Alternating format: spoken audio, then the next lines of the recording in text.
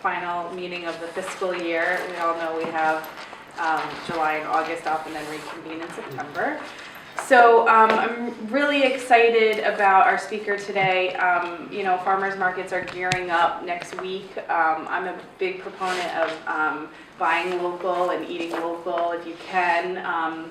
You're kind of voting when you go to the market and put your money down on the cashier's table because, it really goes a long way. So all in all, Peets Farm is out of Dartmouth.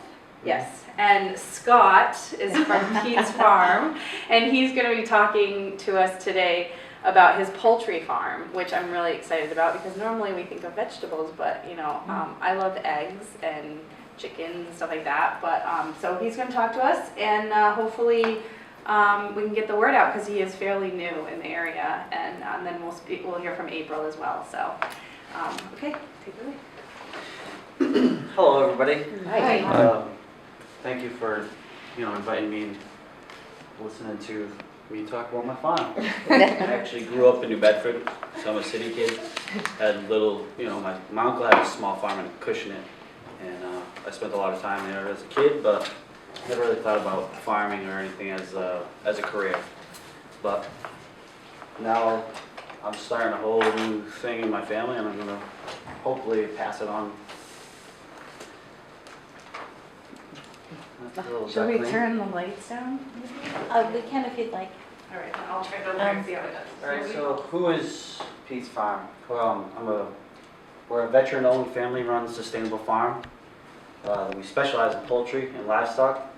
I consider ourselves a grass farm because that's where it all starts. You got to grow good grass, so your animals can have quality food, and that in turn makes quality food for us. We use a portable stacking, biomimicking, pasture-based, rotational grazing farming model. I'm going to go through that so we can exactly know what that is. So we use everything that I have at my farm is portable. If I needed to move my farm, it might take me a little bit, but I could literally pack everything up and move it. And so I lease land, so I don't own anything, so nothing's permanent. Everything can move, and it's not only because I can move, but it also makes the rest of the model work, being portable. So the stacking part of the model is adding different animals to increase how much stuff I can have on my farm, and kind of create this symbiotic relationship, or this biomimicking, which I'm going to talk about next. So biomimicry and stacking kind of go together, and it's also like permaculture concepts where things work together.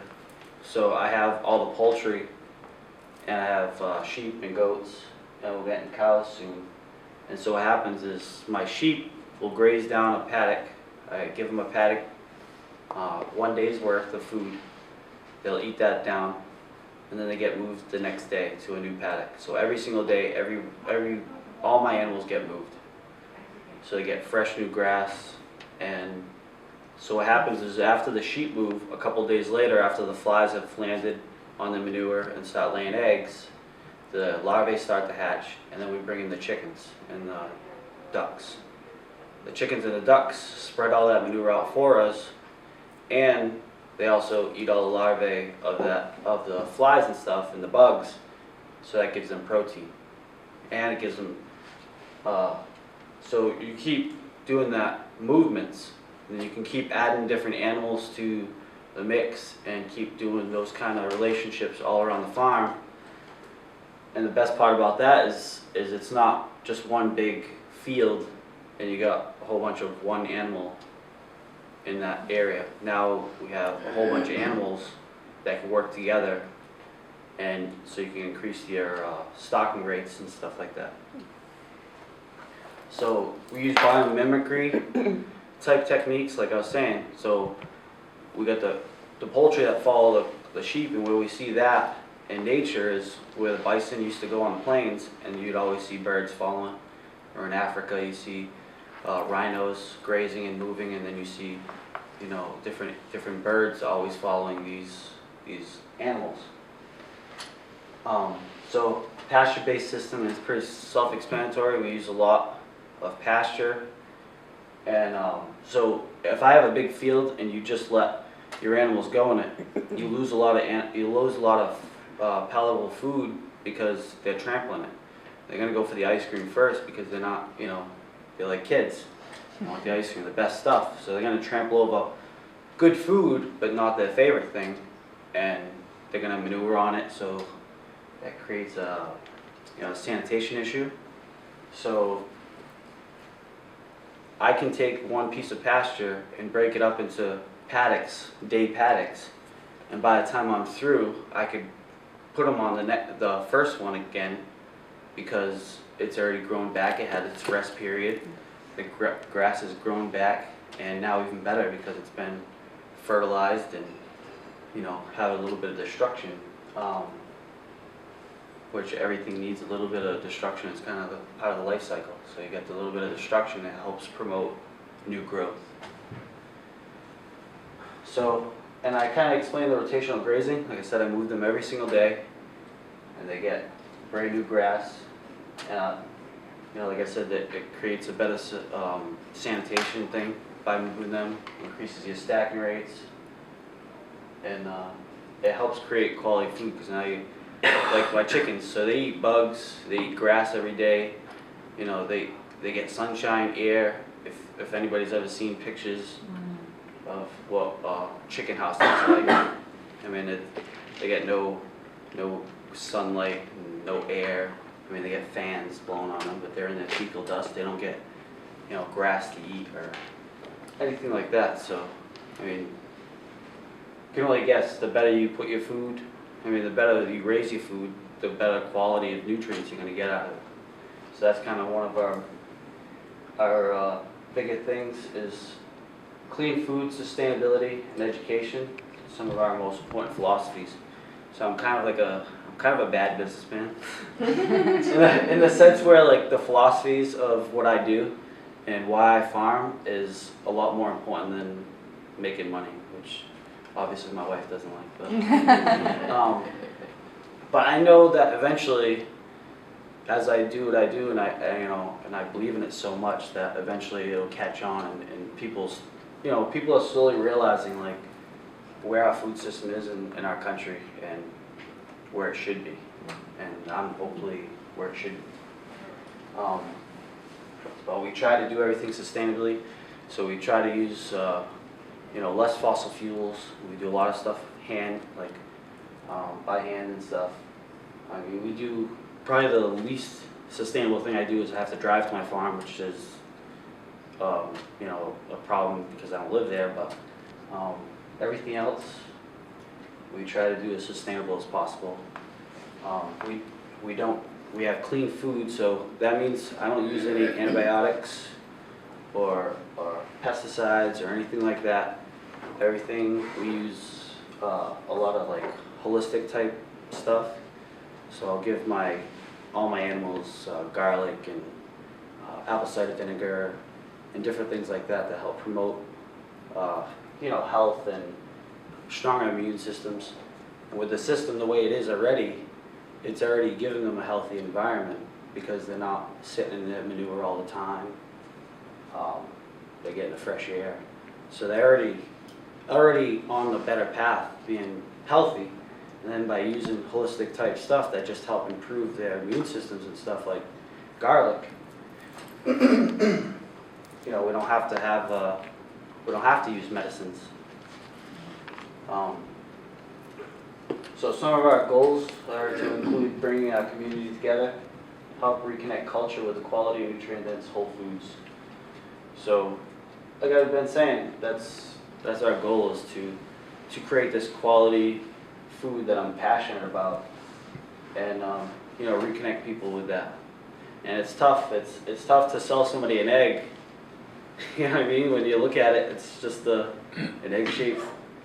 And you look at it, it's the same one I paid 99 cents for. It looks the same, but it's entirely different when you crack it open and you look at the nutrients of it. So it's a tough sell, but hopefully, like I said, hopefully people start realizing that we need quality food. I mean, this is what fuels our body. So, and with the pending bird flu, I don't know if anybody's heard, but egg prices and stuff are definitely going to be soaring high. More reason to buy local. Yeah. Well, that's what stinks is that it's going to take those prices to get close to what my prices are for people to be like, oh, this is the better choice, I'm going to eat it. And then hopefully, you know, once they get the taste, because I think it tastes different. I haven't had a store-bought egg in a while, but so hopefully once people start tasting it and maybe feeling better, that it'll catch on. So I've got some more photos. So I use this portable electric netting. I can electrify it, and it helps keep predators out. And these are the separate paddocks. So I have 2 long runners that go down, and then I have cross patterns, and then they just keep getting laddered. So the sheep are there, and then they'll move to a next paddock, and that's when the chickens will be in this middle area. And I have these portable A-frames, which I updated my chickens coop, which I think I have a picture of next. So this is my new system. So I have it's kind of like a egg mobile. Because you move it. Yeah. That's right. And on the sides and in the back, I have, you know, doors that come down. I can pick the eggs myself. The thing goes up and it can get moved. I'm gonna eventually put a gutter system on it, so when it rains, if it ever rains, we're actually gonna be able to, you know, collect rainwater, and that can be used for water for the chickens. So I feed them. They have a couple of feeders. I'm gonna build, again, that's something I'm gonna keep adding on to this whole thing. It's gonna be a big, crazy contraption with shades with roosts and all kinds of cool stuff. Child labor there? Is that your son? Yeah. We don't, he volunteers, I swear. No, he does. He loves collecting eggs. That's his favorite job at the farm. So he comes and collects eggs. He kind of looks like that because he just tripped going over the netting. He's kind of like, ah. But he loves it. He doesn't want to be a farmer. He wants to be a paleontologist, but it's okay. He helps out and he likes it. But yeah, what else do I want to say about this? Oh, so our feed that we feed. So we do supplement with grain. We buy all non-GMO grain from a granary in Vermont. And we were doing some stuff with some local grown stuff in Connecticut.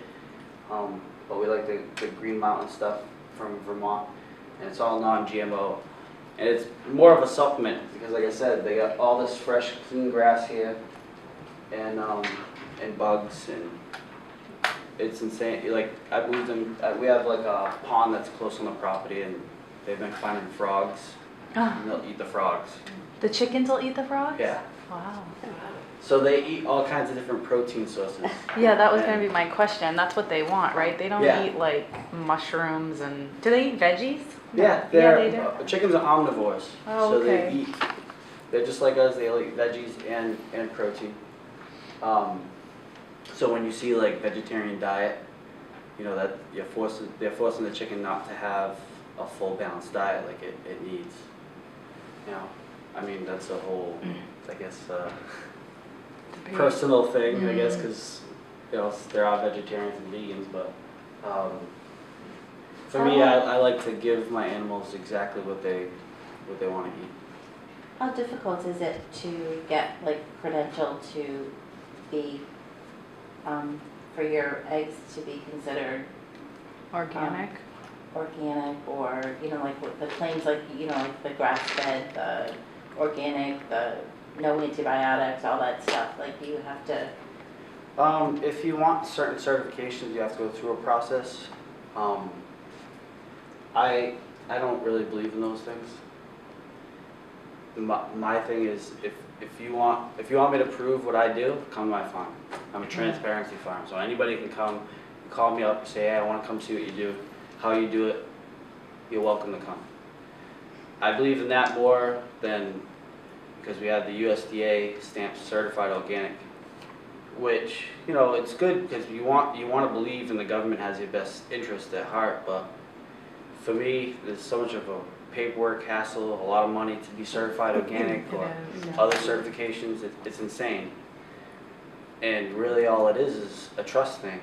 So you don't need to know me in a hole in the wall. As long as it has that stamp, you want to trust that it's okay. I'd rather you know who I am and what I do, you know, than trust some stamp. Because, you know, unfortunately we have greed in the world. So, you know, an inspector comes by a multi-million-dollar farmer. Oh, you didn't see that. Hey, you know, here's a couple bucks. Or here's, you know, here's a new car. You didn't see that. You know what I mean? I'm not saying that happens, but unfortunately, greed is, you know, things happen. So I'd rather invite people to my farm, and you know, my whole operation is local too. So it's I don't want to ever have to ship to California or something. I want my local communities to support me. So it gives me a ceiling, so I'm not going to be international farm or anything, but for me it's better that way because I have that control over it, and then I can gain the trust of people instead of a stamp. But yeah, it is a big process and a lot of money to get certified. But Now your chickens, do you raise your own, like do you propagate your own chickens, or do you bring in? I have some of them, and some of them I bring in from hatcheries. I think there's one in Pennsylvania that I use mostly, and they have a lot of birds, and I make sure they don't cut their beaks and vaccinate them and stuff like that. So that's one of, you know, different requirements, and it's a really good hatchery that supports pasture-based systems and stuff. A lot of their birds are kind of like used to that kind of lifestyle. So, but so right now I have like these black ones and the red ones. They're sex links. They're kind of a mixed breed, and they're good for production. But I'm gonna get Rhode Island Reds, and so I could start hatching my own eggs and doing it that way. So I can do everything myself instead of relying on a hatchery. But yeah, like these guinea hens, I hatched a lot of them. The white These one? here, they're like Tan. they're like African poultry. So they're like the alarm tick eaters on the farm. So they see a hawk or something, they scream like crazy. A lot of people don't like them. Like if you have neighbors, they're usually not the best things. If you have neighbors you don't like, get a couple of those and they'll definitely drive them nuts. But they do their job. I've seen them scare away hawks. I've seen a hawk fly up and land not far, looking like he was getting ready to swoop down, and they spotted him and freaked out and screaming loud, and the thing flew away. It was so scary. And they eat ticks like crazy, so you could literally go anywhere near where my chickens are and you will not find a tick on you. Almost guaranteed. So I have those, and we have the ducks and the chickens. Everybody goes together too. Some people like to keep everything separate, but they seem to get along. Most of them been raised together. So some of our products that we have are chicken eggs and duck eggs, and we sell those by the dozen. The duck eggs are, people say they're a little richer, or I feel like when you hard boil them, they have kind of like a buttery almost taste to them. And their nutrients is a lot higher than chicken eggs. They are higher in stuff like cholesterol, but usually it's the better cholesterol. So it's funny because a lot of people are like, duck eggs, you crazy? And then I've talked people into buying them. Got people like, just try them. Listen, you try them and you eat less than 6, I'll buy the rest back if you hate them that much. And I haven't had anybody bring them back. And but yeah, I've had people that get like, I'm not eating chicken eggs anymore, and that's all they ate for a while is just duck eggs. We're going to sell a whole chicken, and we do that by the pound. Lamb and ground mutton. We have some ground mutton. I had a ram that was older, so I sent him off to freezer camp. And so now he's in little packages. There's a really strong flavor. If you've had lamb or mutton, it's unique flavor. Lamb's decent, the ground mutton, I don't know, because I raise them and I know his smell, and that's what the meat smelled like him a little bit, but I think it's in my head because I've given it to other people and they love it. Oh, that's funny. For me, it's like, I don't know, it's a mind thing. I'll eat the lamb and it's fine, but the ground mutton, it's still good though. And we're going to be doing jams this year. My wife has a family recipe. Her and her mother and her grandmother and generations on have been passed down these recipes of jams. So we've sold a little bit previous years, and mostly the friends and family. And this year we're going to actually do it in a registered commercial kitchen and do it all legally. Good stuff. We're going to hopefully do strawberry fairly soon. Here's some of my sheep. I have, these are all 3 of girls that I use for breeding. These 2 are younger. She's the older one in the back, you can't see her face, but yeah, right now I usually move them in the afternoons, and I do that because sheep eat mostly in the mornings and towards the end of the night. Sometimes they'll eat in the middle of the day, but it's more like processing the food that they've already done. And also the chickens, I let them have a whole day of grazing and getting those bugs, instead of having them eat all the grain first and then they're like, oh, I'm full, I'm not going to eat all the other good stuff. So you kind of force them to eat all the good stuff first. All the good stuff for us. There's good stuff for them too. And then you feed them at night. But, they have all this beautiful grass and they're protected, but if I go there, they'll just be barring at me. Move, fuzz. It doesn't matter if they have a lot of stuff, they just know because I'm there that it's time to move, and they're like, everywhere I go on the fence, they'll follow me. It's funny. And this year we actually got bees. Oh, wow. So hopefully soon we'll have Peets Farm honey.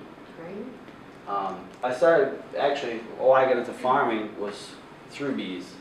So I went to school for photography, and I graduated from there, and I moved to California for a while, came back home, and I was like, you know what, I want to go back to school, so I went to Bristol Community College, and I just graduated this semester with a degree in sustainable ag. Nice. So I actually got an agricultural degree as well, so. Jim Corp. Yeah, Jim Corbin's awesome. But I was in a Prevailing Winds, it's an art literary journal that was on campus, and then there's a club called Seeds of Sustainability on campus, and we were doing this organization fair, and I was sitting across from Seeds of Sustainability, and they had a beehive, an empty beehive. So I was like, yeah, I love hobbies, so I'm a hobbyist. So I went over there, started talking to them, and a week later I had my own bees. I was keeping them on somebody else's farm, and that's what spiraled into me owning a farm now. So I got more interested in where food comes from and how it's grown and all that stuff. And when I got deployed overseas, I started reading a lot, and I knew I wanted to start a business with the money that I was saving up. And one day I was just like, you know what, I want to farm. So that's what I'm doing. But yeah, bees are cool. A lot of people are afraid of them, but I can literally anybody can probably go up to them and without any equipment on, without smoking them or anything, and I haven't got stung yet. I usually put a veil on just in case. I'll take stings to the arms with the faces. But they're very friendly bees, and honeybees in general are very docile, so you don't need to freak out if you ever see one. More of the times than people get stung is because you stepped on them or did something. There's the yellow jackets and the hornets that are jerks. Everybody's like, a bee is trying to sting me. I'm like, no, that's a wasp. Don't compare them. They're not the same. But it's really cool. This is all what is called a brood, capped brood. So these are all going to be babies. All these cells, so the babies and the outside bees will help them eat that cap off, and they'll come out. And then they'll join the workforce. So where to find us, we do direct to consumer, and we have a CSA model that we started. So direct to consumer obviously is, like I said, I like that one-on-one. Meet the customer, they meet me, they know me. So knowing your farmer is always positive. A CSA is community supported agriculture. So basically what it is we build like packages, or we give options of packages, and you pay up front and you're guaranteed that those products throughout the year. So mine, I have a unique model. I actually forgot the paperwork, but if you look us up, if you're interested, we have them online. But so I have a unique model where I have different timetables. So we have weekly, monthly, and well, weekly, bi-weekly, and monthly, and then we have all the different products. And then you just kind of like, oh, I want weekly eggs, but maybe monthly chicken. You can kind of build your own little basket, and whatever the time frames and what you want, that's the way you'll get it. I have it right here, so I'm just gonna pass it around. Thank you. Yep. And we try it with the CSA. We try to give a little bit of savings because you're paying up front. And the good part about that is I'm using that money to help invest into the farm. And so that's why it's community supported, and it's just a little bit easier. So me personally, I haven't had any loans. I've paid everything out of pocket, and I don't technically owe anybody money. So I need support.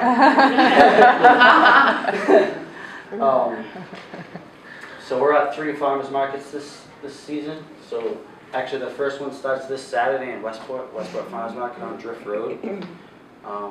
That's an awesome farmers market, a lot of great vendors there. And then Brookline Park and Custom House Square in New Bedford. And those are Brookline's been for a while, but I think they only had like 3 vendors last year or the year before or something. I don't even think they even did anything last year. But so hopefully we could help build those up, and I think there's like 6 to 10, depending on the day, of vendors in the New Bedford market. So hopefully it grows and we can get people out there and supporting us, and they're going to accept SNAP and credit card at the New Bedford markets. You go and swipe your card and you can get tokens. You can use those tokens to pay for product. Again, for a farm like me, I don't have higher prices because I'm a niche market or because I want to make tons of money, because I'm definitely not making a lot of money. We have high prices because that's what it costs us to produce.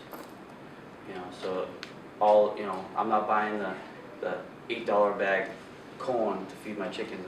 My bag, $20 a bag. We're doing 3 or 4 bags a week.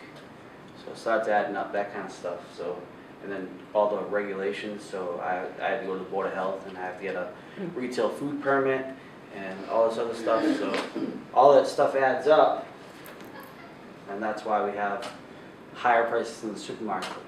But I'll go into the prices in just a little bit. I know I've been taking up a lot of time. No, you're all right so far. So I always tell people, like, the prices at the supermarket actually a mirage. So you're paying. So if you get chicken eggs, so let's go with chicken eggs.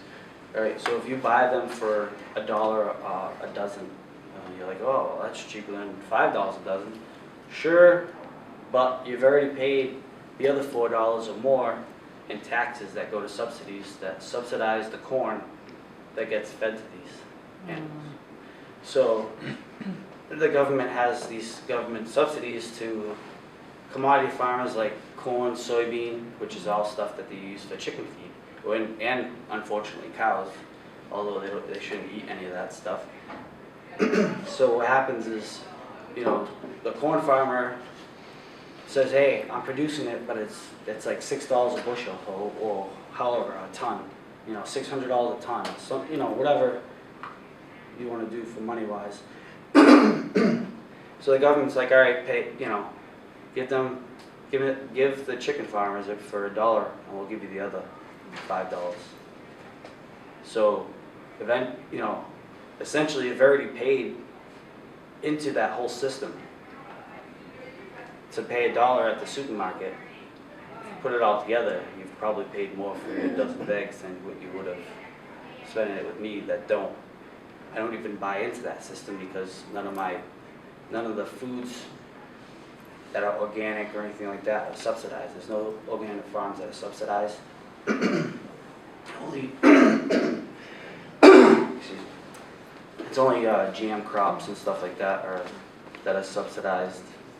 So all my stuff doesn't come from subsidized sources. So you kind of opt out of that. Because people have brought up the argument like, well, I already paid into it, so why not? Well, you paid into taxes, but if you choose not to buy into that system, essentially your money that you paid for taxes can go to any other cause that you do buy into. You know what I mean? So it's kind of, because it's pooled money. So I think about it that way. So because I stay out of that, I don't support those subsidies, essentially my money will go to, you know, pet welfare and pet health and stuff. I don't know, anything that gets taxes that I agree with. So, and we also, like I said, you can come to the farm. We can sell you stuff at the farm, and because there's no stand there or anything, I just need people to call me or send me a message. And these are the ways you can contact us. So we have a Facebook page, which gets a lot more attention. My website is kind of crappy right now. It's a work in progress. Yeah, well, I had it up to a certain point, and then I changed my host, and then that just messed everything up. So I have more time into the farm than building my website. So is your last name Pete? It's Peets, Okay. but a lot of people call me Pete. Okay. That's what they remember. And then it's like, because I'm in the military, we're used to using our last names. So sometimes they hear Peets, like I'll just say, oh, it's Peets, you know? Yeah. And they think my name's Pete. They used to actually call me like Pete Peters, Peets. Oh, we have a Peets Farm at Gmail. Thank you. Very good. Ava here is like, this is her first year. Brand new. And I met her at BCC, and she also graduated this semester with us. What's in the back? But she also went to BCC and graduated with a sustainable ag degree, and her husband are starting a farm right on 177 in Westport. Okay. And so they have helped me a lot. They wanted to do kind of like see what it was like to farm and stuff. And I mean, even though I've been learning, I help teach them. And they've taught We me want to some see stuff. Nikki and Scott's wedding. I couldn't find my flash drive. That was the only flash That's drive. okay. I took that to Afghanistan. That was my pictures. Aw. We got married right before I left. So there's April. Like Pete said, Scott, see, like I said, I know that all the time too. Like Now I don't Scott feel so said, bad. I'm April, and me and my husband started Healthy Futures Farm earlier this year. We are located right on 177 in Westport. I don't know if everybody's familiar with there, but it's right next to the Ace Hardware. Our spot of land was actually out of each cycle for quite a few years prior to us getting it. And like Scott said, I also graduated with my associates in science in sustainable agriculture. Congratulations. Thank you. As of last year, the spring semester last year, I was heading to graduate to be a journalist, and I wanted to write books. And I took Professor Corvin's plant life class, and while taking that class, my daughter actually got sick with E. coli and spent 9 days in the hospital, and she had 104.5 fever for several days. She was literally within hours of getting surgery to have her appendix removed before they realized it had nothing to do with her appendix, and she had actually had E. coli. And at the time, I had become good friends with Scott, and we had started helping him on his farm and learning about his system and learning what Professor Corbin had to say. And we said, you know what, we want to make a change, and you know, what better way to make a change than just to jump in and do it. We'd always had small gardens, and a farm is definitely not a small garden, and this is us. This is about 6 weeks ago. It's my son. me, my husband, and our daughter. Our field, like I said, was under 4 feet of snow, and then it was under, full layer of sod. Our system is going to be a sustainable method. We're trying to stay away from fossil fuels. We do not have any tractors. We do not have anything like that. We were fortunate enough to have this first time plowing, but from now on there will be no plows involved in our system. We use a lot of row covers, and actually, from our mention of Derek Christensen earlier, he's actually our mentor.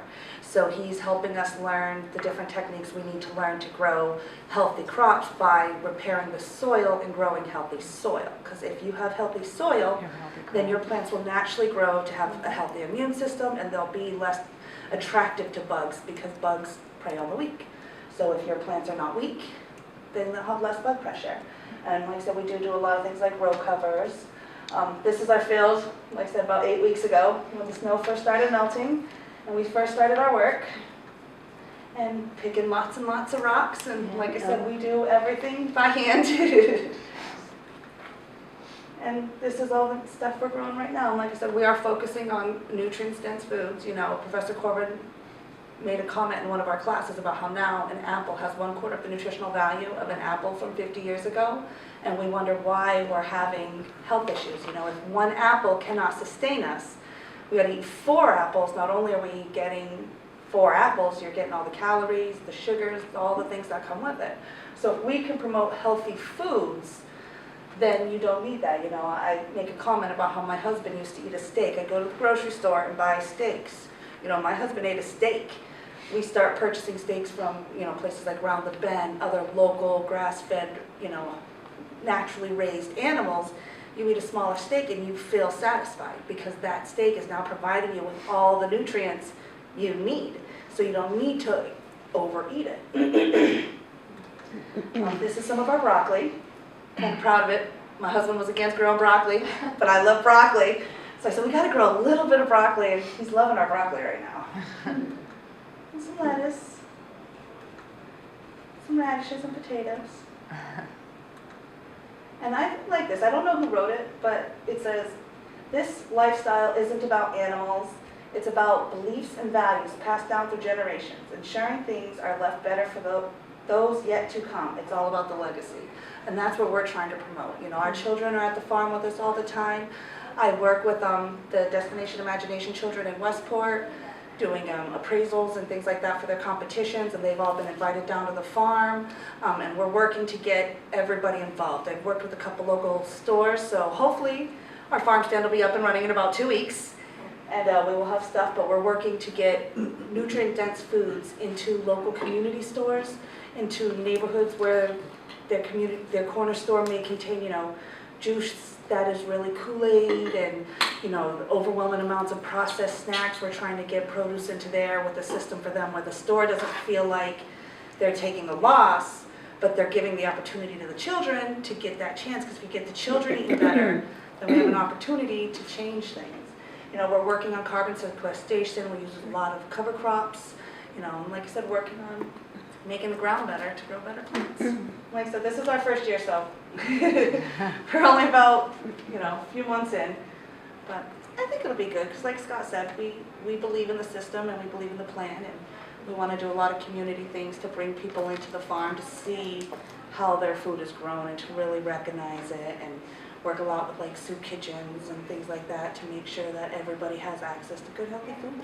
We don't think there should be such a gap between where people get their food and can really afford it, because like I said, the subsidies are what really changes that. And somebody had commented about how you show with your dollar how you want to do. Well, that's 100% correct. You show with your dollar. And if these places see people going to local farmers markets and see that, because we have an open door policy just like Scott. We are now organic certified. And we, at this stage of the game, do not have intentions. I did have to take a loan, but to become organic certified would be about 38% of the loan we took just to get organic certified. And that's not our goal. I don't want to raise my prices so that I can say I didn't use these, where I have the same open book policy. Anybody who comes in, they're welcome to see whatever products we're using, whatever nutrients we're using, whatever system we choose, whatever system we're currently in, to come in and look at it and say, this is how it is, this is what they're doing. And let's see it like that, build relationships with the community instead of building relationships with a brand and a logo and all that good stuff.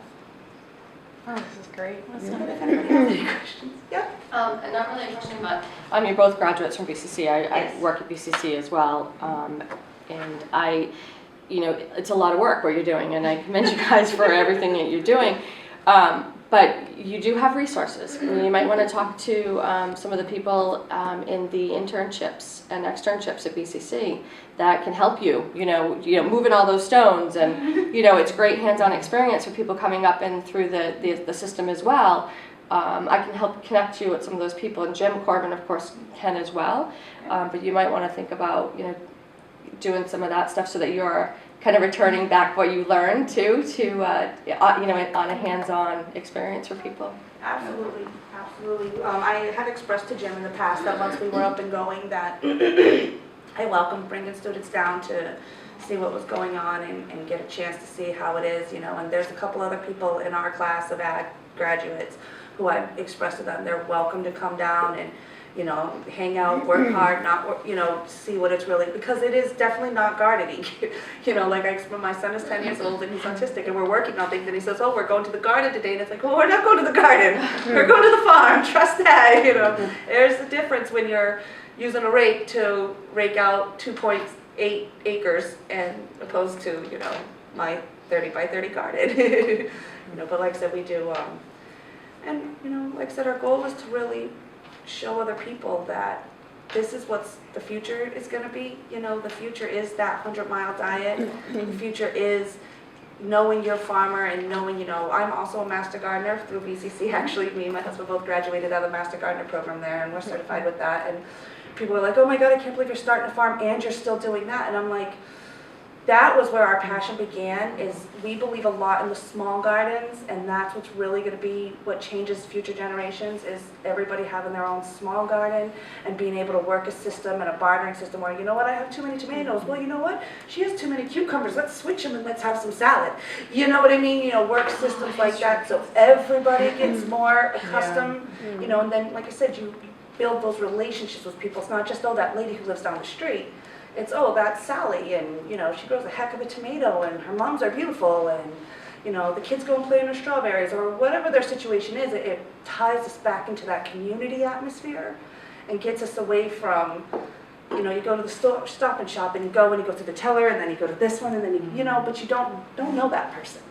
You don't know what's going on with that person, and when you get your local community back together, you know what's going on with them. You're at the garden club and you're like, hey, so-and-so's not here, what's going on, and it brings people together. No, it's great. Good stuff.